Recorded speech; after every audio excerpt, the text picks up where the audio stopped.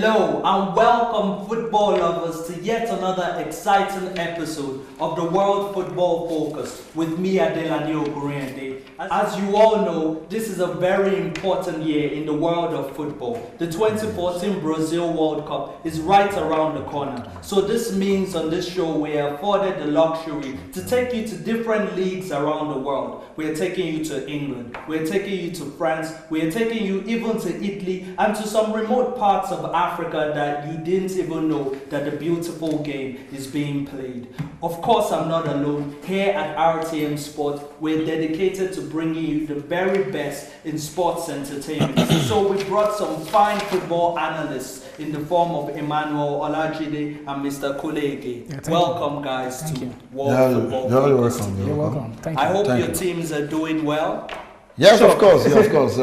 Of course, Arsenal is leading and we're enjoying the league. And Chelsea is catching up with the Arsenal, so the league is rolling. Yes, the league is definitely getting very heated. And strange things are happening in this league. You wouldn't believe that it's only 8 points that separate the last 10 teams on the table in the league. And it's only 2 points that separate the teams at the top. Of course, Arsenal is still on top and Chelsea and Manchester City are still contenders. Well, after the break, we'll be talking about some strange things that took place this week in the world of football. You wouldn't believe that Manchester United lost to Stoke City for the first time in 30 years, and Manchester City failed to score at home for the first time since 2010. And you wouldn't believe that Barcelona, the great Barcelona, were defeated by Valencia at home. Well, if you want to be part of this interesting conversation,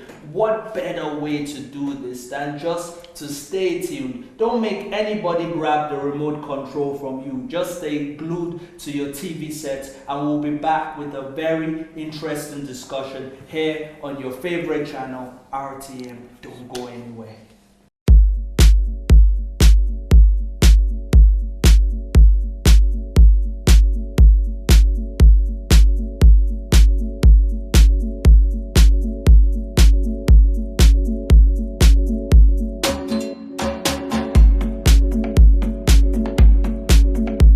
Welcome back. Like I promised you before the ad break, we'll be taking you to the English Premier League where it is just getting hotter. It is getting tighter. You wouldn't believe some strange things that happened this past weekend in the English Premier League. Can you believe that Manchester United lost to Stoke? I'm going to be asking these guys to give their expert opinions on all these matches. So guys, what do you think is going on in Manchester United? How did they lose to Stoke? Did you watch the game? Yes, I did watch the match. Yes. And actually before the match, I know they're going to lose at Britannia. Wow, how did you know that? No, because up to this moment, like what I said all the time, they are not yet on their ability. The way they used to play those days. Okay. You know, I complained about their coach the last time. There's an institution even in the FA. Right. And the most of the times that they win, it's always by the help and I mean of the coach. But the same players that are playing when he left are just the same players that are still there up to now. Wow. So then can you tell me what is going on? What is really going on in Manchester United? They are not self-confident at all. Wow. Can I come in? Can I come into that? For me, like what he was saying, like I didn't expect Man U to lose, to be honest with you, because nobody expected. Because they have their midfield is solid. Their defense is especially with the signing of Juan Mata. Mata cannot do anything right now. The kind of football Mata played is not the kind of football they are playing in the Manchester United. But Mata brought contribution to Man U midfield. Obviously, if you watch that game, I really watched. You see Mata. It was his pass. His pass was accurate. Score the goal. Yeah, I do understand what you're trying to say.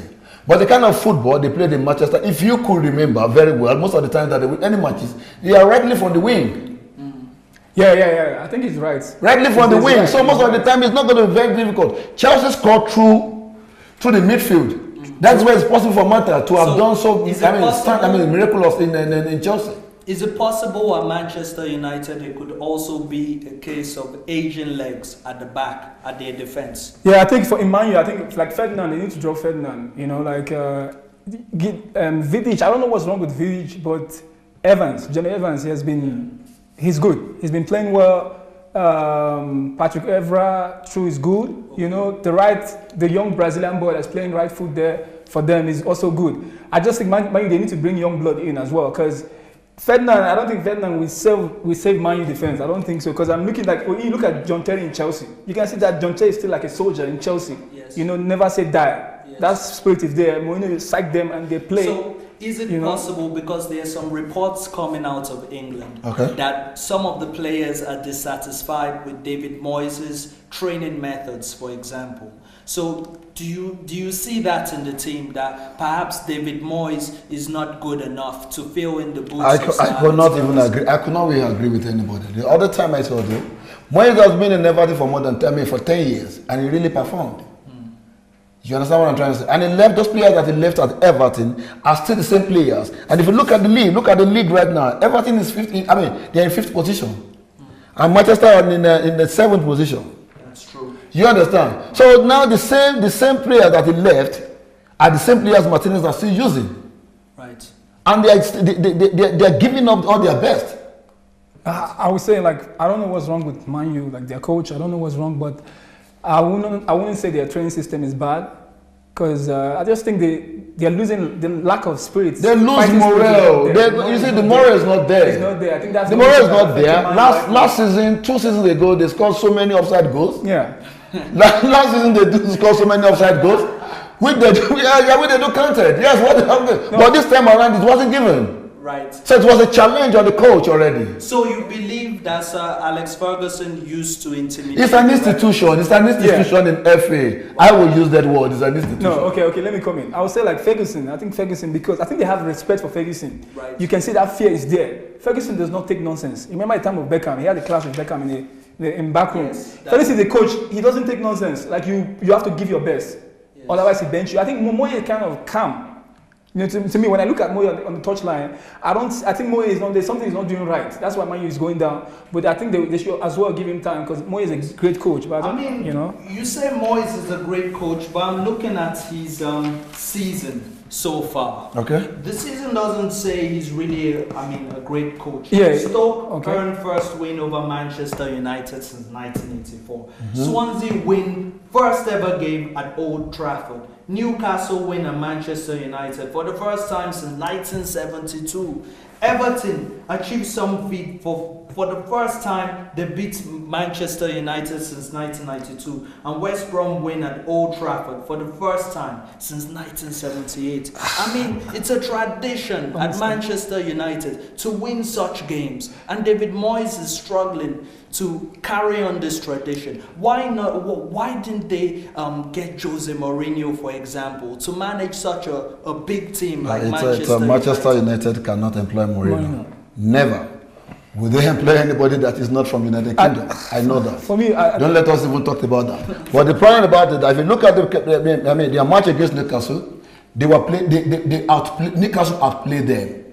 Against Everton, they were outplayed against. Okay. But the problem about it, which I want you people to understand, this is quite very different. That most of those most of those teams that won at Old Trafford, you understand what I'm trying to say, could not have won at Old Trafford in those days of Ferguson. True. For example, there's a referee which I know by the name by McDean. There's no way McDean is referring against any team, and I would wear against any team against Manchester. You cannot win that match. Forget about it. I've gone through some research and I've seen it. Wow, guys, this is a very interesting conversation we're having here, but we have a lot to get through. Manchester City, the match against Chelsea, it was one of those English Premier League classic encounters. It had everything for me, well, except the red card, but the skill level was perfect. The players came to the party, really. There was no one that I could say was faulty on the day. Do you guys disagree with that? Do you see any players that perhaps was responsible for Man City losing 3 points on the day? I think Man City losing was a great mistake for their midfield. Like, they don't have that number 4 that could hold that midfield. Toure was doing his best, pushing forward. Chelsea, Mourinho, Mourinho is a tactician. If you watch, everybody's saying Mourinho they're pointing to his technical mastery Yeah. for that game. But what did Mourinho do? Okay, right? let me tell you What did he do? Let me tell you what different? Mourinho did. Mourinho took out Mikel. Okay. He brought out David Lewis. He brought out Matic Yes. at the midfield. Two of them, they are playing two holding midfield. Okay. Then he allowed Lewis to play. He allowed William to play 10. Okay. Which, in order, if William push forward, they have two guys who are there fighting because he knows that Fighting with the ball. Man City will attack. Yes. So he needs. Lewis had that mentality. Lewis he had that defensive mentality, Right. and he can defend. It's very good. And Lewis able to play midfield and attack is a bonus for them. Matic as well can push forward and come back. So they understand the way they want to play. He took out Oscar. Because me too, when I watched that game, I was like, what? Mourinho took out Oscar. Yeah. But Mourinho took out Oscar for a reason, because William as well is the kind of player that can balance that thing there. When William push forward, he's very good in falling back, and the stamina is there, the skills to hold the ball for so long is there. Hazard was there, disturbing them from the left. You could see that game. Eto'o was there. The game, Mourinho knew what he was doing against Man City, because a team like Man City, you can't just push all your guys to play to just attack them. That's right. They would lost. Chelsea would have lost that game if they play like that. Yes. So, Mr. Ige, what does this result mean for the title battle this season? No. This result is in fact, I would have preferred anyway. I would have preferred a draw. Okay. You understand? Being an Arsenal fans, I would have preferred a draw, but it's actually the best result at the same time. Okay. Because actually, if you look at what the way the match was, Mourinho came for a draw, not to win. Yeah.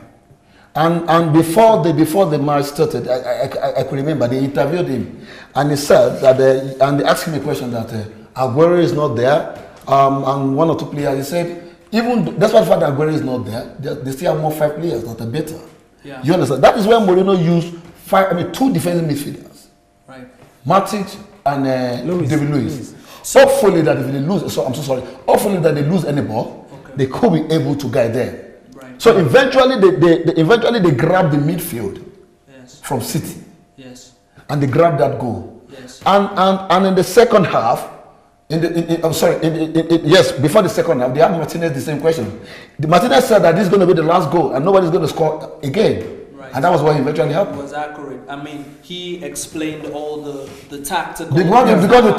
Because Chelsea will not be able to come out. They know. Yes. But they're only looking for opportunities that if we can be able to score another goal. Interesting. But would you say Mourinho's playing a mind game? Because Mourinho came out to say that he doesn't feel Chelsea the title contenders this year. He said that in fact he believes it's a 2-horse race. It's between Arsenal and Manchester City. He's playing a mind game. So you feel It's a mind like game. No.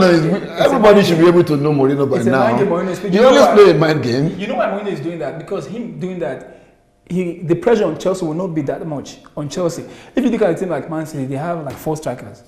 Man City, they are solid. To me, when I look at Man City, they're better than Chelsea. I'm a Chelsea fan. And I say that because when I look at their team, they should be able to, they have players that they're just too much. You know, but Mourinho doing that is bringing Chelsea low to them to say, we are the little horse. In order for them to feel like, Chelsea, they are not. That's the term, little horse. But if you watch now, bet me, Chelsea are going to win all their match. They're not going to lose. Any match, only if they will draw that match. But Chelsea, Mourinho has that, that thing of psyching those players. Right. You could see John Terry is getting hold. You could see how John Terry were playing. Kehi too stood up to the level. I'm just impressed, like the way Chelsea are playing. Their style of play right now has changed. Hazard on the night was on play. Yeah. Now let's go to Mr. Emmanuel. Let's go to Mr. Ige's team. Because I know you are not an Arsenal supporter. You'll be very upset with us here at RTM if we place the burden of being an Arsenal supporter on you. Yeah. It is a burden. I use the word burden because it's been 9 years without a trophy. Do you think that this is the year that Arsene Wenger would end this trophies drought? Yes, I could agree with you that this season is the year. But at the same time, I will let you understand that this is the game of football. Right. You can't decide. It's quite very difficult. Mostly on this race right now, that Arsenal is leading with 55, and the next 2 teams are coming with 53. Yeah. If you look at the league, so it's quite very funny. And if you look at their next 4 or 5 matches, Definitely, none of them must lose. Not a draw could be better, but not to lose. You understand what I'm trying to say? Not to lose. So Arsenal, anyway, they are trying this season. They put more effort. Not that those days those days that they refuse to win any cups. Not that they don't try. They do try as well. But the zeal is not there. And apart from that, I would also point to a lack of squad depth has been Arsene Wenger's problem. When players get injured, he hasn't really replaced them with quality. And let me ask you about the news breaking out this week. It is about Arsenal's new signing that arrived with a back injury. And Arsene Wenger is reported to have known about this injury, and he still went on to sign this player. Is this the kind of player Arsene Wenger needs to end the 9-year trophy drought? It's an experienced player. We should be able to understand that. Okay. But at the same time, we should be able to understand that when you are talking about midfield, you are talking about experienced players in midfield. Okay. You understand? Midfield and defense, they need experienced players. Experience. You see, attackers might be very young, but experienced players in the midfield, which is very important. So he also failed to sign a backup to Olivier Giroud. You know, if Arsenal lose their star striker, then what happens to the strike force? Can you just touch on that a little bit? Do you think Arsenal will be able to cope with 3 defenders, not adding one solid defender in the transfer window? And would they be able to cope if Olivier Giroud, for example, gets injured? For that, I don't know. Like, if Giroud gets injured, I don't know what will happen to Arsenal, but they have midfield, they have good players, just like Chelsea. Our striker is not that good. It's the only player that I look that is good, that is still there. Eto is just using experience, and Eto is just taking his chances. Giroud is still young, he's good. He's a good striker. But if for instance, Arsenal lose, they end up like he had an injury and all that, yes. And I think it's going to affect Arsenal, because you need that striker that will put in that goal into the net. It's going to affect Arsenal striker. I won't agree with that, because we could remember very well that Podolski is a striker. Podolski is a striker, but since he came into Arsenal, they have been the Arsenal has been using it from the wings. Yes. So you understand? So exactly, it's just like that.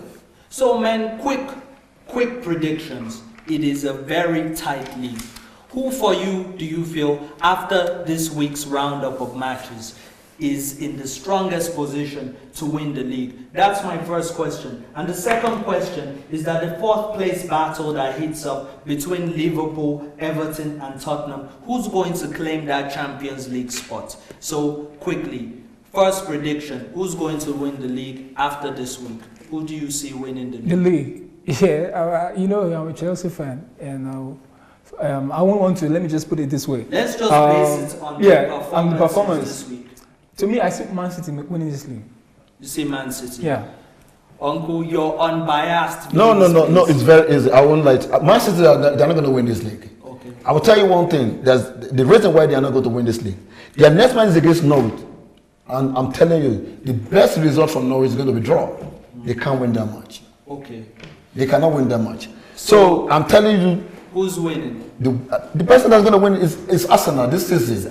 Because one thing I've realized about Arsenal this season, the zeal is there now for the players. You know, most of the times, if you look at Arsenal 2-3 years ago, even last season, whenever the zeal wasn't there. Yes. So, 4th place, who's going to come forth?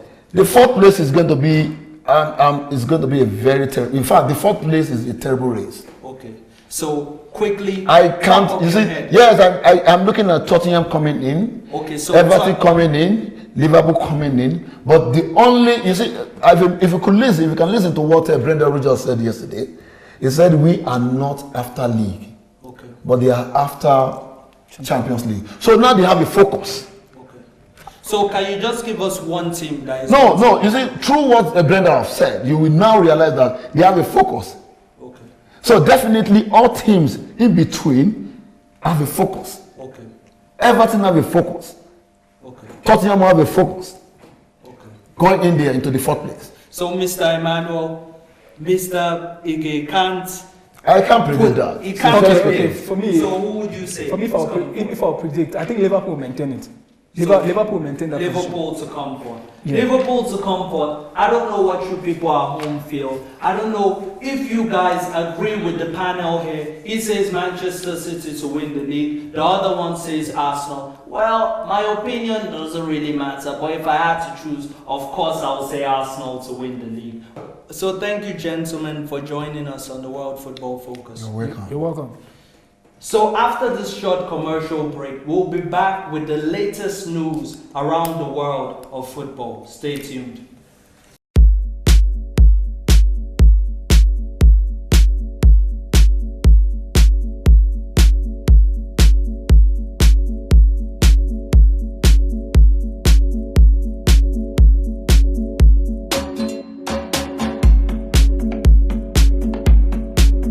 Welcome back to the World Football Focus. Now this is the top news that I have for you. You wouldn't believe some of this news. Swansea City boss just got sacked, Michael Laudrup, and he won them their first major title in so many years. Wasn't fair to do so. Now there's news of Dennis Bergkamp replacing him. If you ask me, these people are skating on thin ice. They can be relegated before they know it. In other news, Kinnear has resigned as Newcastle's director of football, less than 8 months in the new role.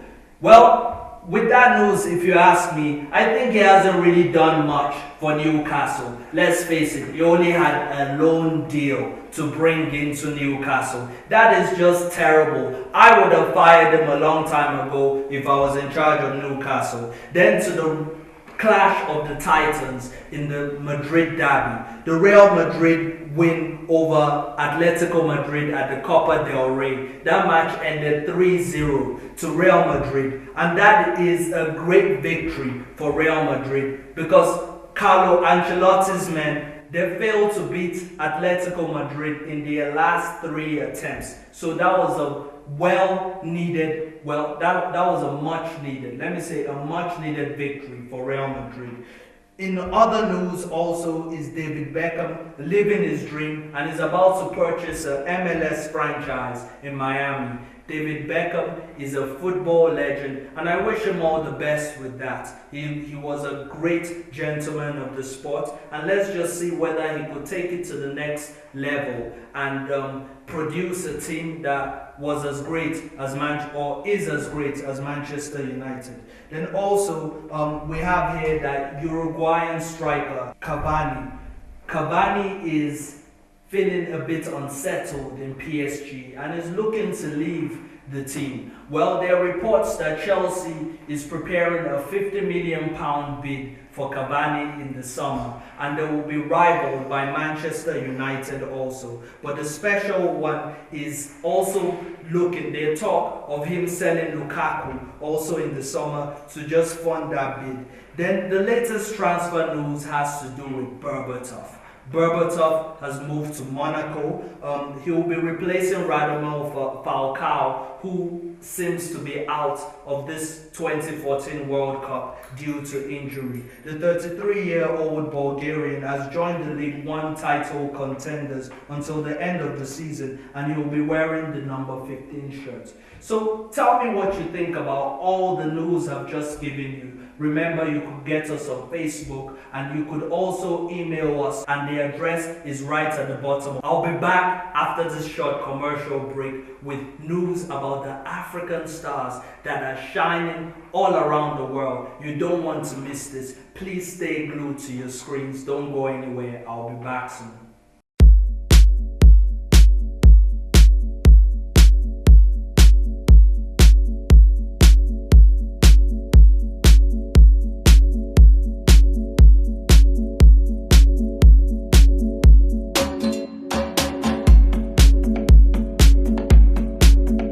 Back to the World Football Focus. Now this is the part of the show where we show you all the African sons that have been shining all around the world and have been banging in those goals. Over this past weekend, here are the African sons that we have for you. We'll be starting with Victor Anichebe, who got his second goal in West Brom colours in their 1-1 draw against Liverpool in the English Premier League game played at the Hawthorns.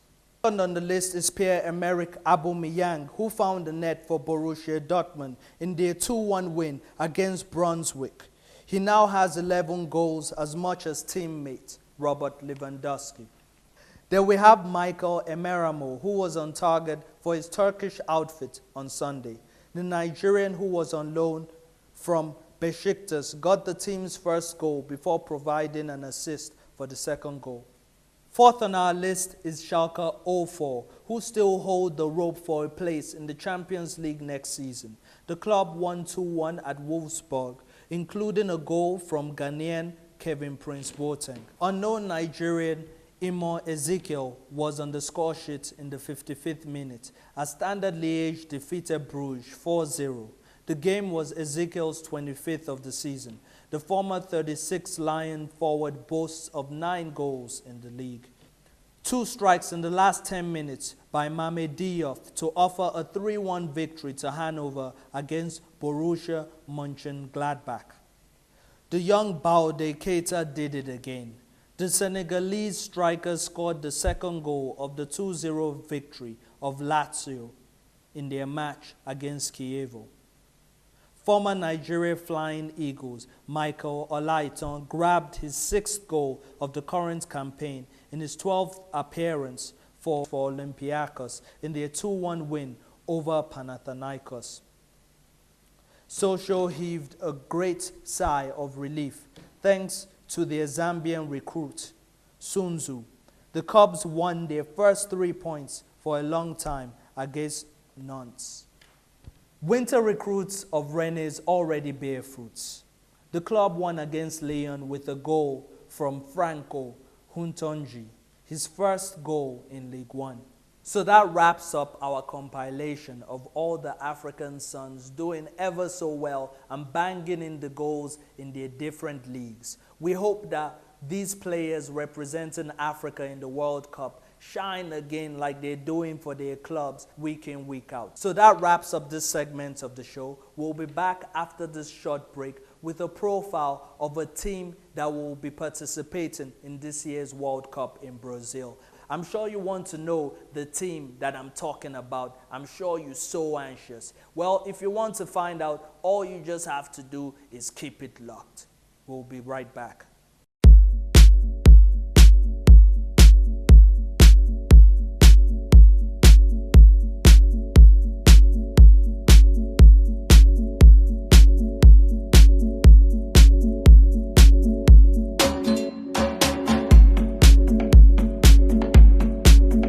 Welcome back to the World Football Focus. Well, as we promised before the commercial break, we'll be profiling a team participating in this year's World Cup. And the team we have for you today is from Group A, Croatia. Enjoy.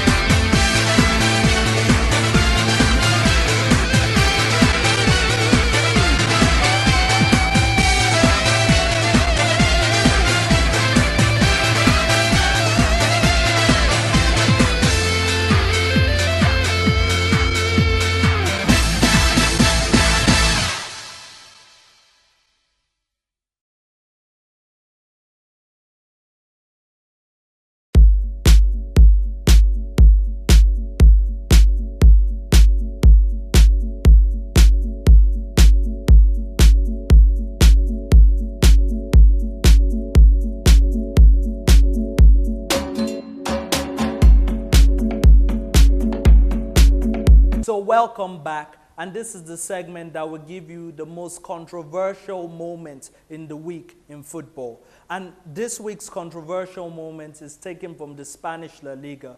Real Madrid's Cristiano Ronaldo was in a little bit of hot water this week, and he got a red card. I'm not sure whether it is an unfair decision, but have a look for yourself and tell us what you think about this red card. Remember, you could get us on Facebook, you could get us on Twitter, and you could also send us an email. We would love to hear your views. Не сам разобрался с помощью своего